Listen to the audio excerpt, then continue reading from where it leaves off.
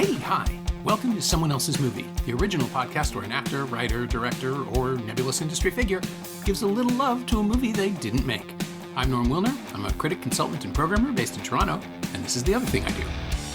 My guest this week is Emmanuel Kabongo, an actor you'll recognize from such movies as The Animal Project, The Other Half, Run This Town, and Simulant, or from his appearances on Hemlock Grove, Frankie Drake Mysteries, Street Legal, Hudson and Rex, Star Trek Discovery, and literally dozens of other television series.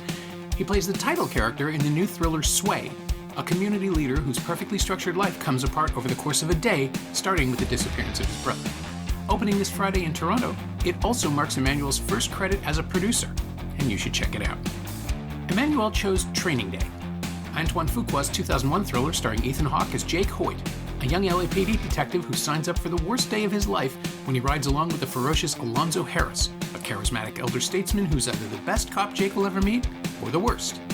David Ayer's screenplay is a swaggering juggernaut of menace and violence, and Fuqua stages it as an actor's duel in a whirlwind of testosterone and electricity between his two Oscar-nominated leads. Washington won his second Academy Award for that performance, and it's hard to argue against it. His self-aware showboating is as magnetic as anything he's ever done. It scares the hell out of Hawke, and it impressed the hell out of the young Emmanuel, as you're about to hear. This is Someone Else's Movie. Well, it's one of my favorite Denzel films. It's when I really kind of discovered him. I came to Toronto in 1998, and the movie came out in 2001. Yeah. Right? And I always had this gravitational pull towards broken characters, but who also kind of pose as heroes in a way. You know, hence like the Joker, Heath Ledger's Joker, and obviously Training Day and stuff. Even like in relation to my own film Sway, there's like this like parallel connection to these kinds of roles. But I didn't realize that until I matured as an actor. But just as a younger audience member, I just like the entertainment aspect of Training Day, but I didn't come to really appreciate it much later on.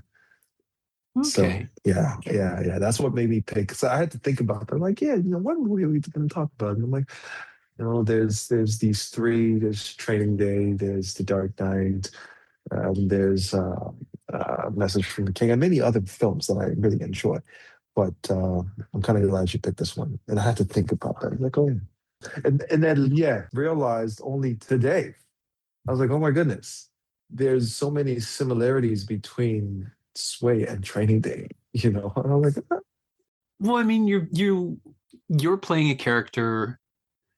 I mean, I'm going to try to protect the story as much as I can for the listeners, but you're playing someone who does spend the entire process of the film revealing more of himself, right? Like he's a box that keeps opening. Yeah. But it's not like a Russian doll where things get smaller and smaller; they get bigger and bigger. Yes. And the things that he's dealing with are, let's say, justifiable in the moment. Yes. Right. Like this is a guy whose choices are very clear and who has gotten to the place he's gotten deliberately. But in the same moves, he's also kind of acclimated this moral debt that's ganged up, that's sort of stacked up on him. And Training Day is the reverse, right? Because Training Day is watching, like, the more we learn about Washington's character, about Alonzo, the worse he gets.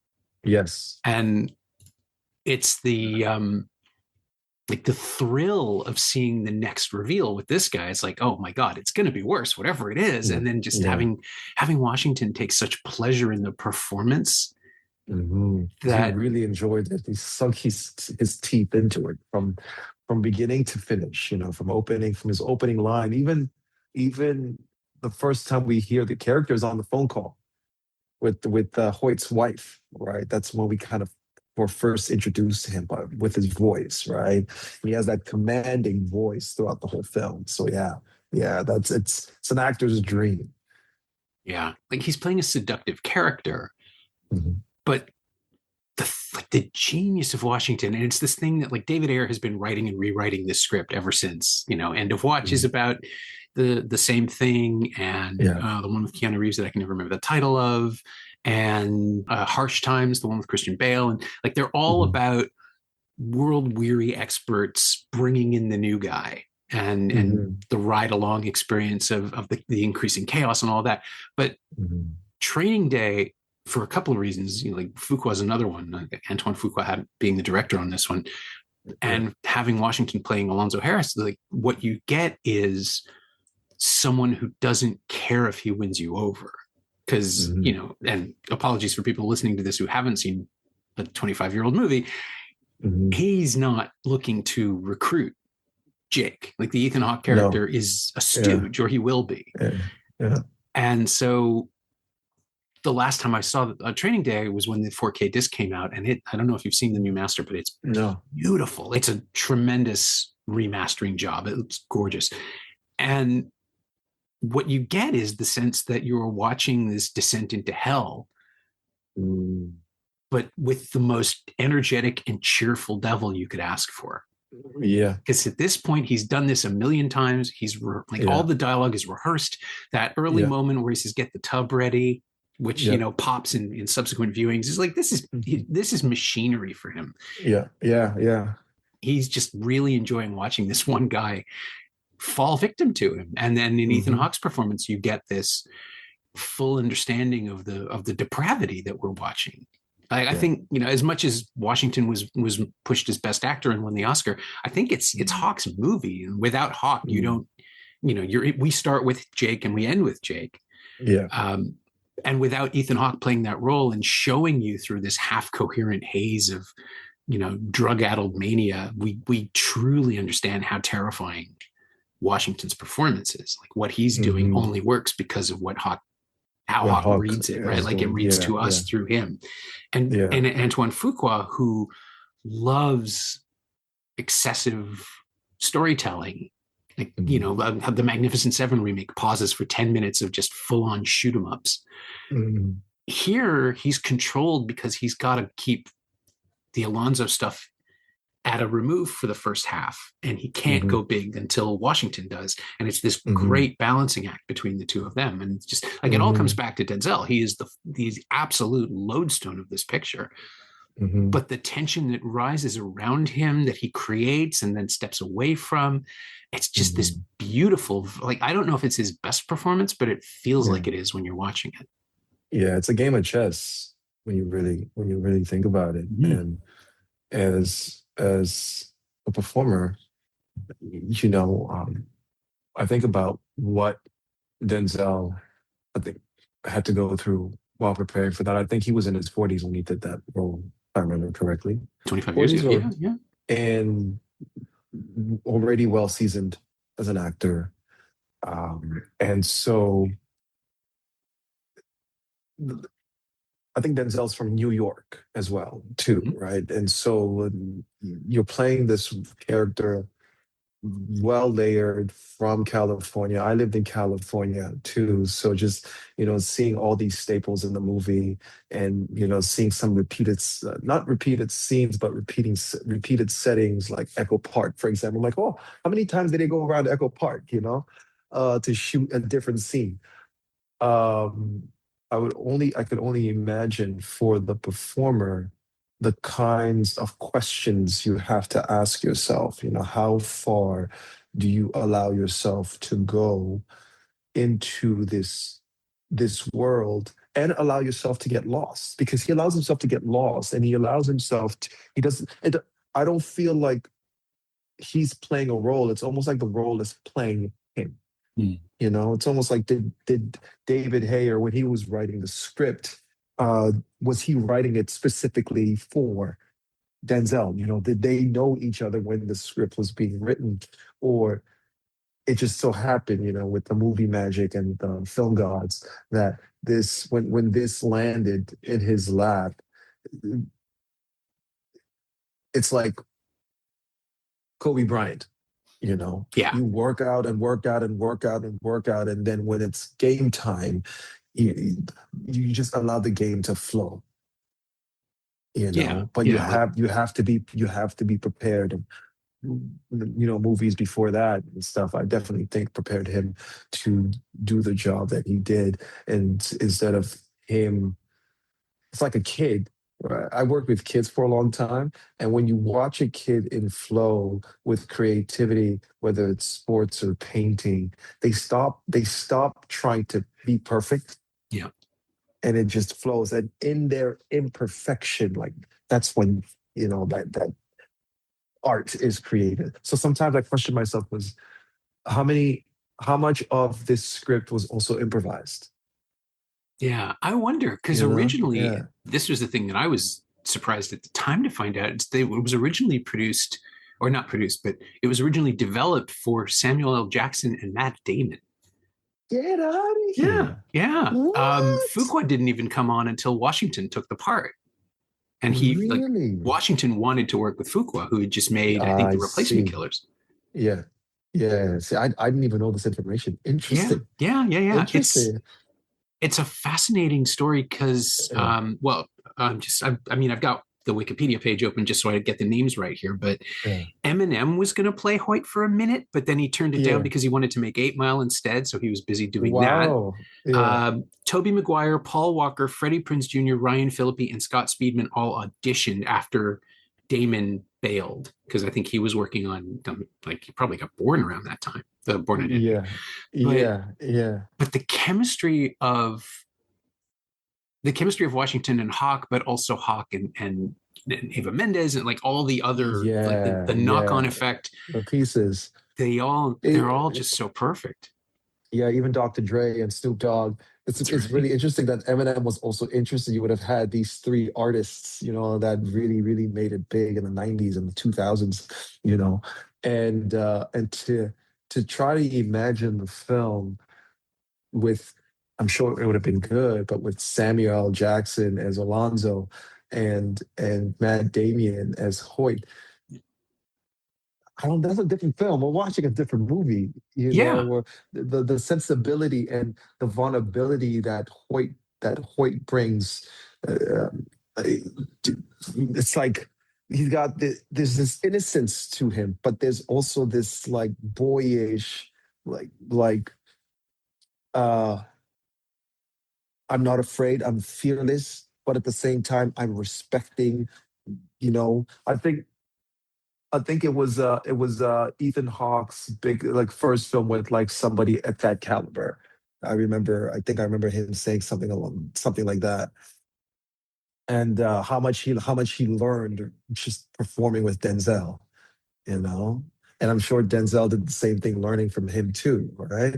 Because he's such uh, a craftsman and a master of the game where there's no, even though he's playing this egomaniac character, you kind of have to lose your ego. Yeah. And I think I read somewhere that the ending was different, and Denzel, I think he inspired the way the film ends for Alonzo.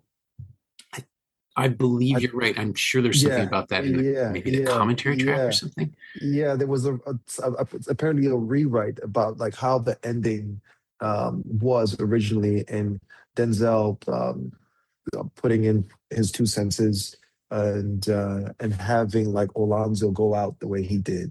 I'm probably misremembering at least half of this, but I want to say that the original ending was really just an ambush, right? Like he just dies, Yeah. and Washington wanted to go out screaming, like to just Yes. Yeah. Yeah. Yeah. refuse to accept any of Yeah. it. Yeah. And it's funny because now it's the sort of thing we expect of Denzel Washington, right? Like the putting Mm. on the bluster, the actor putting on a character within the film. Yeah. Because Yeah. Harris, I think, is like he the best scenes in the movie, like the reason the King Kong line is so beloved is Mhm. because you can see him getting into gear. Like he hits fourth Yes. gear with that speech Yeah. and Yeah. never gets out of it again. And Yeah. it's Yeah. like that's the moment where you really understand what we are dealing with as an audience, what Hoyt is dealing with as a, because you mentioned Hawk as a scene partner, and I think yeah, there's a quality for the first maybe 40-45 minutes right up until like when does he actually get slip the joint, the lace joint? That's maybe half an hour in, right? But Yeah. even Yeah. 10 minutes after that, there is this look in his eyes, in the back of his eyes. Hoyt is always thinking, this guy isn't going to hurt me. Like, this is Hmm. all a test. He's Yeah. apprehensive, he's tentative, but he's Yeah. acquiescent. And Hmm. then once that goes away, I think that's when the tension becomes really unbearable for the audience, because Yeah. we no longer Yeah. have the actors telling us it's going to be all right at some level. Yeah. We're just Yeah. in Yeah. it. Yeah. It's a boiling pot because the entire film, he's forced into ethical gray zones all day. Dragged. Yeah. Yeah. Yeah. Yeah. Yeah. Yeah. And then he slowly realizes that every test is meant to break him, and Mhm. like he's like a great representation of like, can you survive the system without becoming it? It's like, is he going to be part of the system? Is he going to join this force? And in the beginning of the film, he says to his wife, when he's about to go on his training day, you should see the houses that these guys have. All right, remember that? And then after they're in the restaurant, their first scene, and they're walking to the car, without him saying anything, just his look towards the car. It's like, wait, but you're a cop, but how do you drive this car? And throughout the film, as the film is unfolding, it's like that test. Are you going to fold? Are you going to have that dream house that you long for? You're also a new father, right? It's like, how far are you willing to go uh, to have I guess, a bright future for your wife and daughter, without you know going against your morals. Right.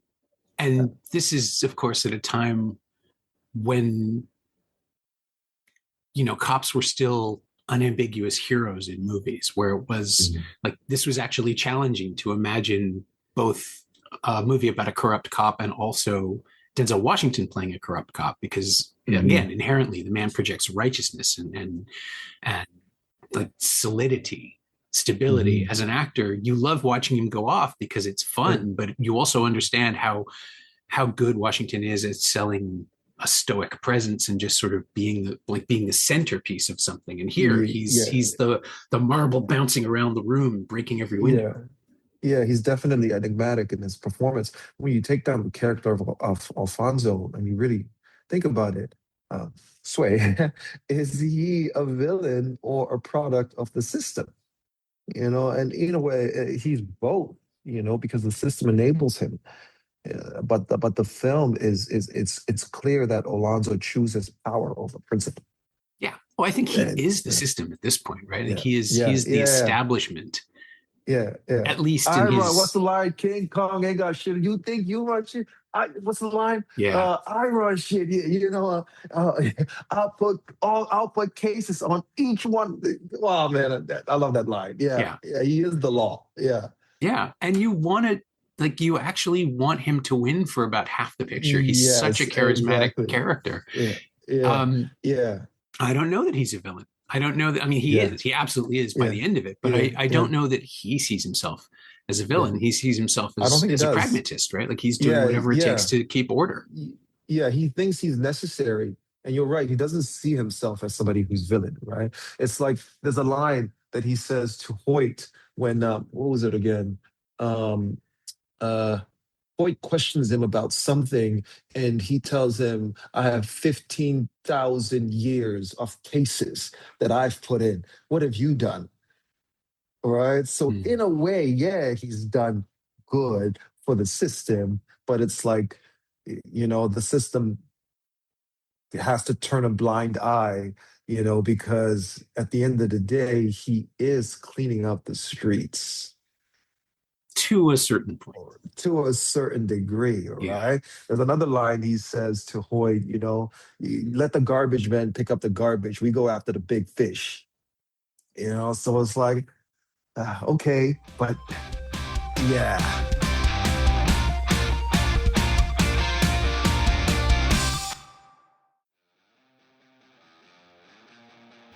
Hey, Hey, it's Norm interrupting my own show to bring you up to speed on Shiny Things, my newsletter about physical media, culture, and the odd streaming project. Last week I wrote about Warner's new 4K editions of One Battle After Another and Boogie Nights, it's a great Paul Thomas Anderson double bill, and the arrival of John Huston's The Dead in the Criterion Collection. Sign up for a 14-day free trial at shiny-things.ghost.io or find a link at the Semcast Blue Sky account. You like reading about movies? I like writing about them. Come check it out.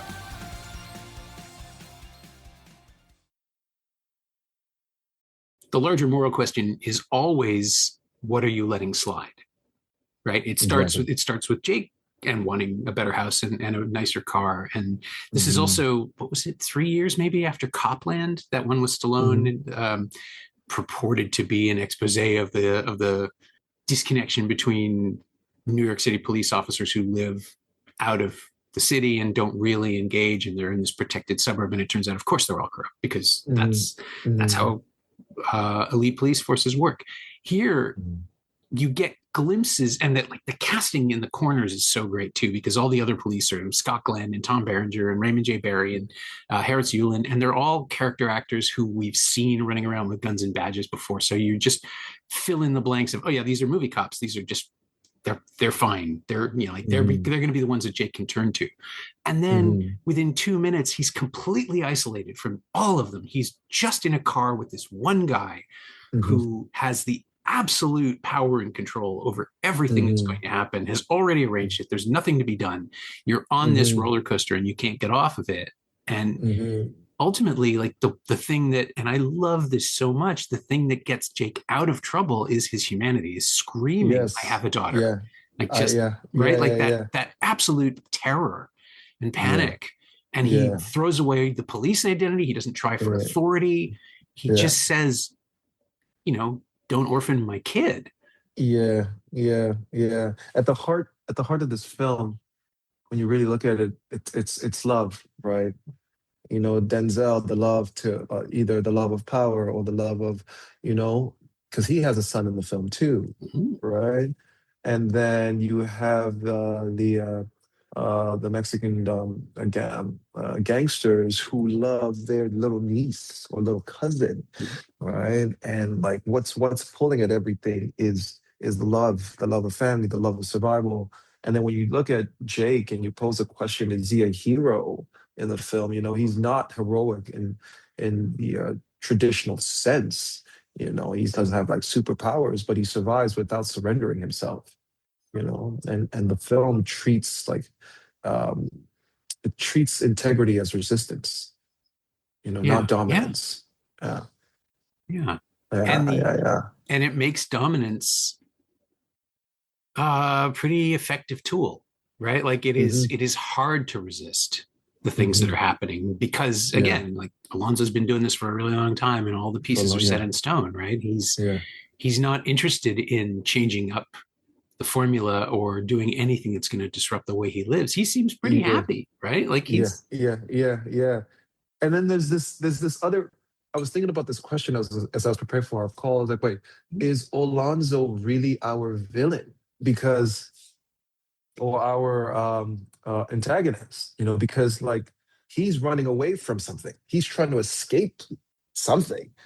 Something that's bigger than him, but yet he's presented as this big maniac, egomaniac with like this drive to control everyone, but really it's the scared little boy inside of him that's like, yo, I barked at the wrong tree this time. I've fooled around for all these years. I've gotten away, but I went to Vegas and I thought I could win things over, but I actually ruffled to the wrong tree, and what I've done, like what I used to do before, is not gonna. It ends up, ending the way it does for him. So,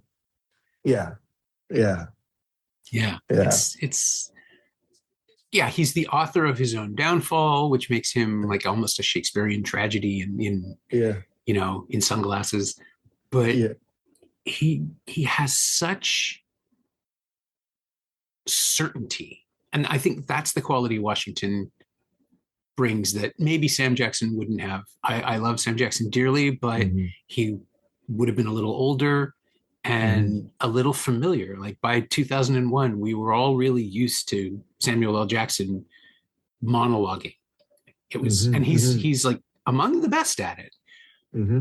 But there is a certain cadence and a certain musical rhythm that he employs when he is ramping up, and Hmm. you don't expect that from Denzel Washington, and we don't get it. No. Like he does something else. He just doesn't Yeah. stop for breath, which is No. terrifying. No, no, no, no, no. The engine just keeps revving up Yeah, and going and going, but it's not a straight line, right?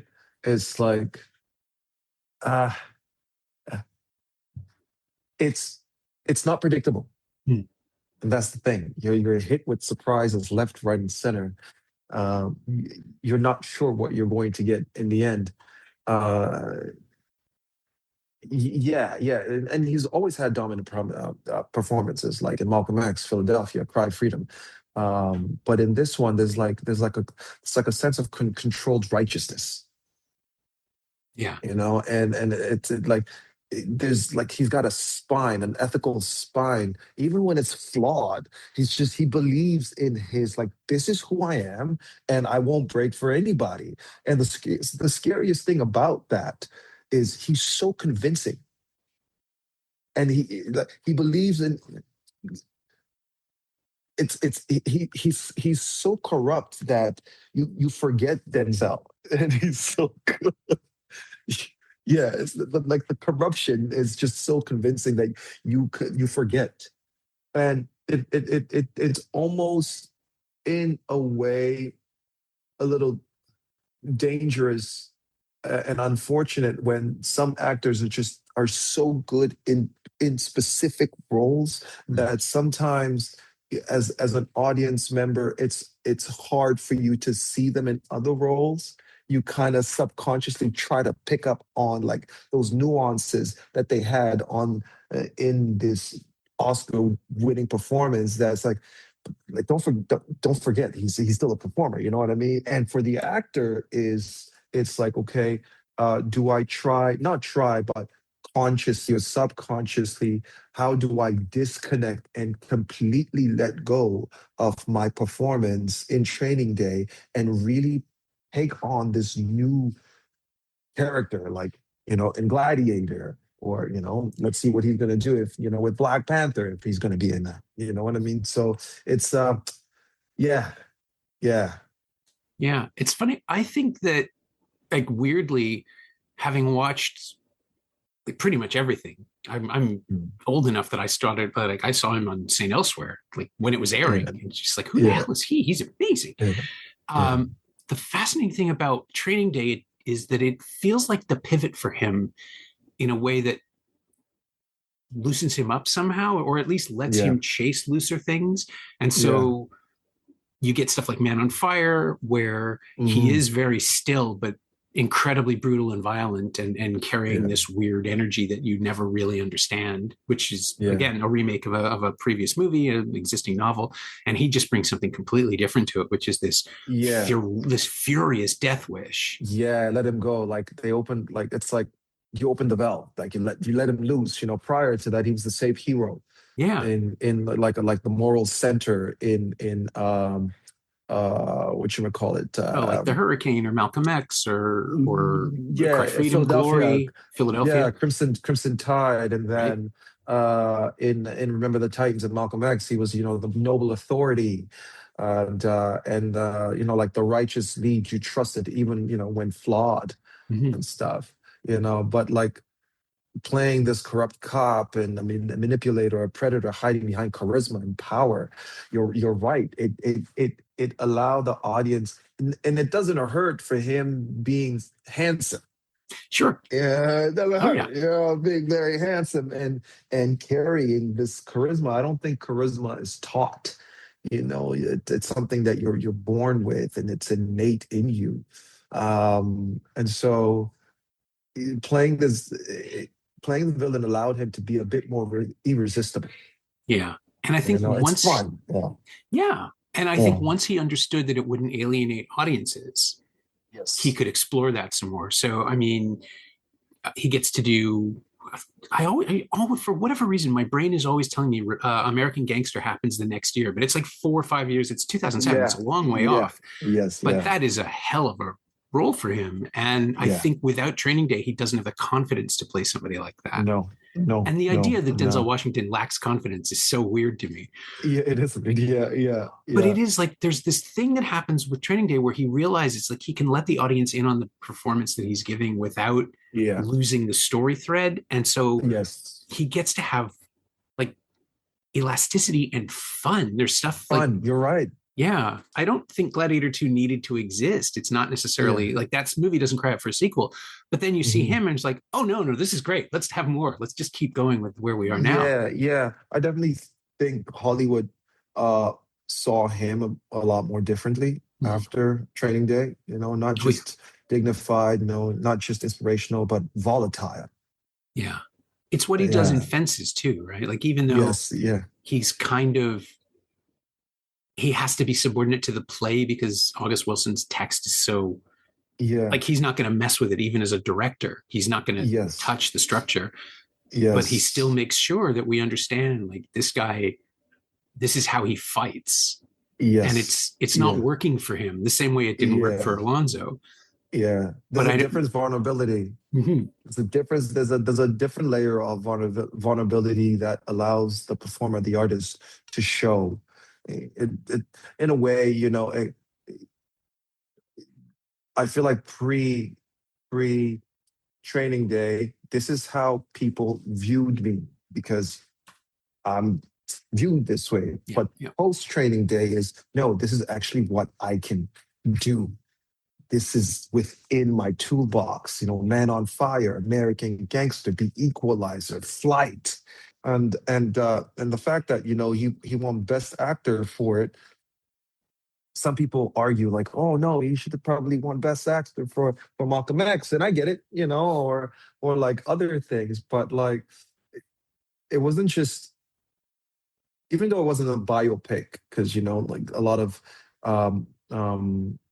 Oscar winning performances usually go towards people that do biopics and stuff like that. It was still validated, you know, Oh yeah. because he took the risk. He was messy. He was unlikable. He was profane. He was a corrupt character. And like, side note, those are things I. That's why I was so gravitated towards him growing up, and I didn't know why, but it's only now that I'm understanding. Yeah. Well, so that's it. I wanted to ask you when you mentioned it originally, when you first saw it, how Yeah. aware of him were you? Where was he in your pantheon, or was Training Day the one that put him there? How old was I? 2001? Mhm.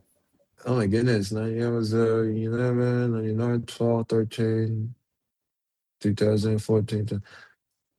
I was 15 years old. Yeah, I was thinking it was something like that. Yeah. I was like, what did I know about film? Right?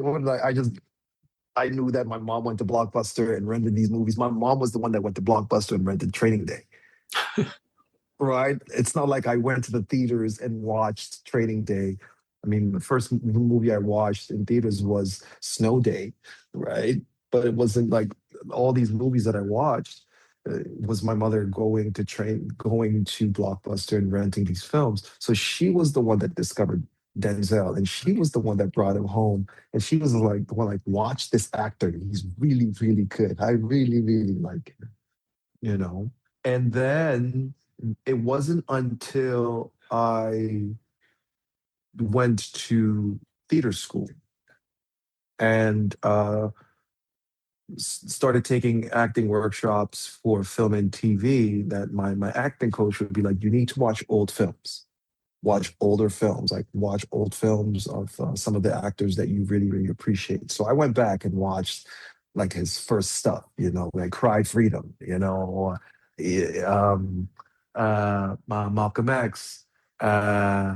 What's the other one? Oh man, I'm running blank right now. But I went back and did my homework on him, and I fell in love. I'm like, I like this. I like him. He's someone that I look up to and would hope to have a similar career. even something as close as that would be awesome. And so yeah. So again, it's it's anti the anti-hero aspect of the characters that he plays that I can relate to on a personal level. I feel like growing up, um, my father was always my own hero, right? And then when I saw that my own personal father was flawed in his own way, he wasn't the man because I was separated from my father, and we were living in South Africa for 5 years prior to joining our father in Toronto. And there was always this notion, my father is my hero, he's my hero. But then when I met the man and saw that he was a flawed man, I was like, oh, it broke my heart. It affected my heart in a way. But then I also saw similarities within, like, from my dad and Denzel. So in a way, when I would watch these Denzel films, I would see my father, and there were moments where I was like, man, I hope to act in a movie where Denzel played my father one day. You know what I mean? Like, secretly, subconsciously thinking that. So yeah, It could still happen. yeah, yeah. But it does occur to me, and this is how I do the little pivot, that there is something to Sway that feels very much like you produced it, you star in it, you're playing a character who is increasingly complicated, as we discussed up at the top, and don't feel like you have to go into the plot again. I'll set it up in the intro. Yeah. But there is like a feeling of transcendence. Like this marks a new level for you as a both an actor and a producer, in that you're taking control of a project in a way that maybe you haven't been able to do before, and let the film revolve around you in the lead. Even though technically it's an ensemble piece, he's not alone in any of this, and there are other characters that come in and out.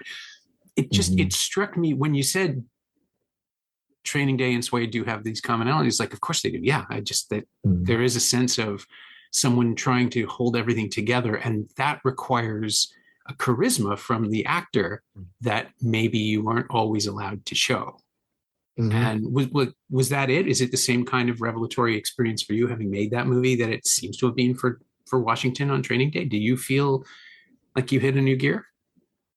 I definitely feel I hit a new gear, but it's only now that I'm seeing it. When we were doing the film, that was not my thought process.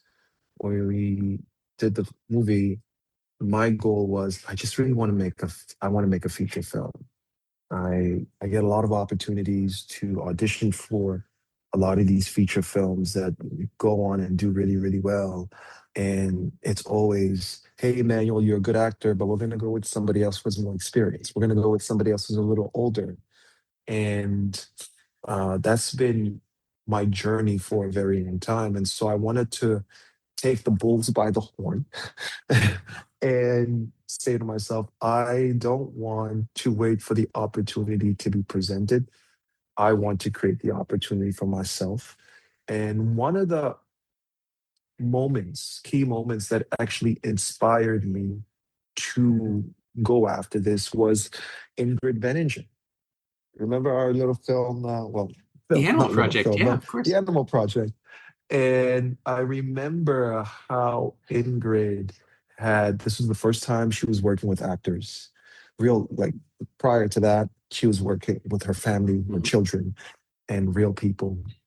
But this was her first crack at working with actors. And I saw how her fearlessness towards making this film, how she didn't wait for permission.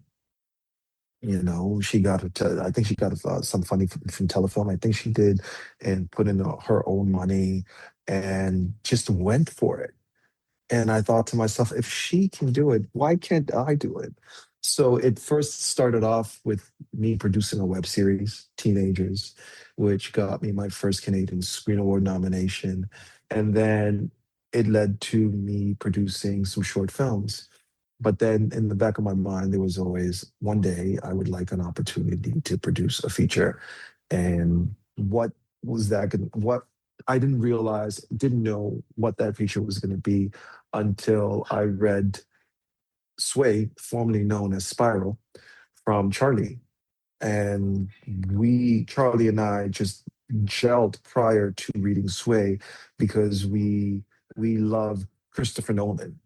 There was just this love for Christopher Nolan films, and again, anti-heroes, the Batman. So when he wrote Sway and presented it to me, initially my goal, not my goal, but my presentation to him was, hey, if I can be involved with your movie, great. Like even if I could just do the role of Richie, I'd be okay with doing Richie. Because he was like, well, I have somebody else for Sway and stuff. And he was trying to raise money for it. But I'm so glad that he trusted me and allowed me to bring a team together for us to make it what it is today. So, do you feel like you'll be doing more producing and starring simultaneously, or are you going Oh to branch yes. Oh yes. Oh yes. I I would love to. I think this habit or this want comes from being an older brother, and an older brother who has to or had to always um juggle. And multitasking has always been a thing for me. It's just the way my brain, I can like, oh yeah, okay, you're this brother. Okay, you're my sister. Okay, I got to pick you up at this time. And so wearing different hats at the same time has never been an issue for me. So eventually, I would like to direct, produce, and act in a film one day. Oh, another thing that sparked this drive to create my own films and potentially write, direct, produce, and act was when I had the opportunity to met someone who Denzel put on, Nate Parker, Oh yeah, right? yeah. Um, yeah, the movie was the spelling movie. I mean, the education was it called again? Not the spelling. Great It debaters. wasn't it? Great Debaters, the debating movie. Yes, yes. And I remember when I met Nate Parker for the first time when I was still in LA, and he had invited me in his meeting. I was meeting with his agent at CAA, and the agent was like, "I would like to introduce you to one of my clients." And we go to a different room. I didn't know who he was going to introduce me to, and he introduces me to Nate Parker. I was like, oh, it's Nate. It's Nate Parker. I'm like, hi man, I'm a big fan of your work, and it's a pleasure meeting you. And I'm thinking that okay, they're gonna go into their meeting, and my time with my meeting at the agency is done. But Nate was so friendly and so kind and says, "Hey, why don't you come in? Come in, come into our meeting." So I go into this room and it's me, Nate Parker, his agent who I'd met with, who represents him as an actor, and then his other two agents that represent him as a director, producer, and writer. So I'm just a fly on the wall listening to this meeting, and he shows them a trailer. He pulls out his little iPad and he plays a trailer of back then it was untitled, but it was the movie American Skin. All right. And I'm watching this, I'm watching him, I'm watching them, and all I can see is myself. It's like God ordained this one moment. I'm thinking I'm going to CAA to meet with this agent and to have all this other stuff happening, but it was what was I didn't realize that there was this other thing that was being planned for me to meet Nate Parker, but to see what he had done with this trailer. And in that moment, I was like, that's what I need to do. Not only do I have to wait for my agents to get me a role or my manager, but I have to go out there and create it for myself because that's what he's doing. Even at that level that he's at, he started off as an actor, right? It's not like he started off as a producer. No, he started off as an actor, and slowly he started to branch out and directing, producing, And when I saw that, it tipped the direction for me and brought me into this new lane of wanting to get into feature film producing. Yeah. But it wasn't years later that Yeah, no, American Skin was a while back. yeah, yeah, And also, I think, you come to this stuff when the time is right for you too. yeah, People yeah, hit their stride when they're yeah, ready. yeah, It's preparation and opportunity, but it's also maturity. You shape yourself into exactly. the person you need to be for those things. You're talking about maturity and preparation meets opportunity, and then we get lucky. I went back to the CFC, right? I mean, Yeah. wore my CFC hat right there. 10 years ago, I was at the CFC for the Actors Conservatory. Last year, 2025, I decided to join the Producers Lab. So I'm so glad I did, because if it wasn't for the Producers Lab, I wouldn't have known how to approach the distributors who took sway. Mm. Right? I wouldn't have known how to have that dialogue. I would have probably still approached it with not the actor mind and the producer mind is a bit different, right? If you're an actor producer, then you understand. But if you're just solely an actor, you don't always know how to have those conversations with buyers. Sure. And so through the CFC, learning from people like Damon Olivera, who was one of our mentors at the CFC, also Allison Richards and Tori Levinsky, like learning all these, taking a little bit from them, like, oh, okay, so this is how you really produce. This is how you raise money. This is how you package your stuff together for your telefilm application. Oh, this is how you make co-productions with other countries that Canada has treaties with, right? Learning that, I'm like, yeah, I'm ready for more. I know it's going to be hard, but I'm ready for more. But the program also allowed me to, again, you talked about preparation meets opportunity. I, because of the CFC, an opportunity presented itself where um, I had, there was a company that did not renew an option to a book, and it was a big company, and it was a major book, but they didn't renew the option. So when I found out that this company did not renew the option of this book, I don't want to talk about it too soon, but I'm very excited. One day we'll have this conversation again, and you will know what the book is.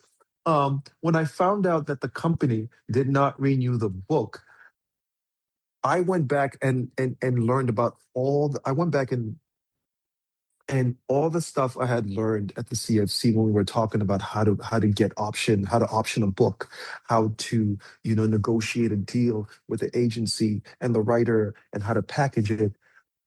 I went back to the representation of the writer and presented the stuff I learned from the CFC the exact same way.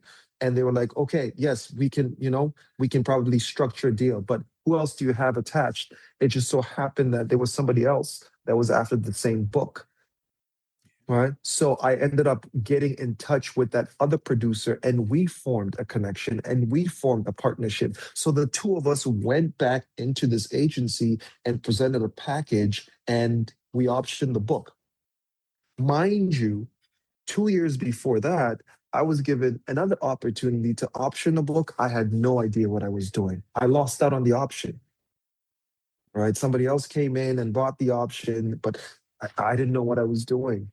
And so I'm so, again, very fortunate. I know that there are things that I'm still learning. There are things that I don't know as a producer, as a creator, as a writer, and I'm willing to learn.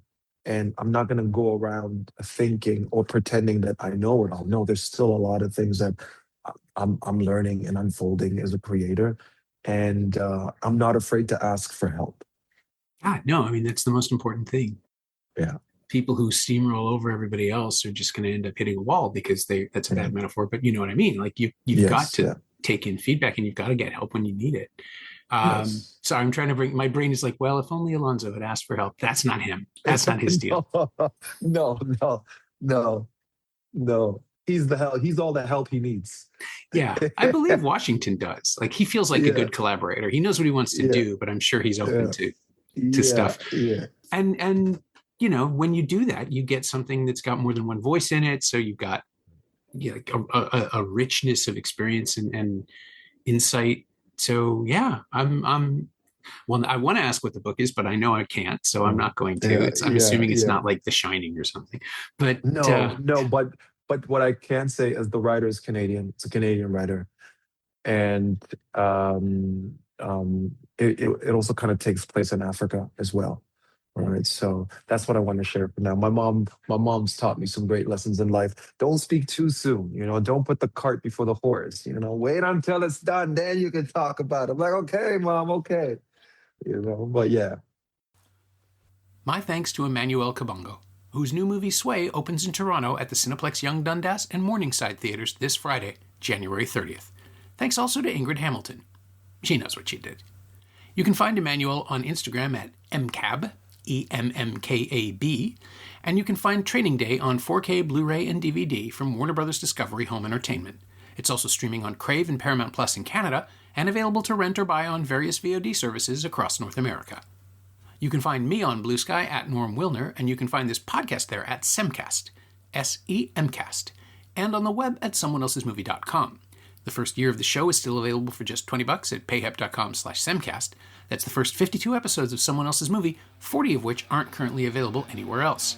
And check out my newsletter, Shiny Things, at shiny-things.ghost.io. I think you'll enjoy it. Our theme song is by The Last Year. If you like it or the show in general, please say so. Leave a review wherever you've been listening. Every little bit helps, it truly does. And check out the other shows on the Frequency Podcast Network while you're doing that. Stay safe, watch movies, get all the boosters. I'll see you next week.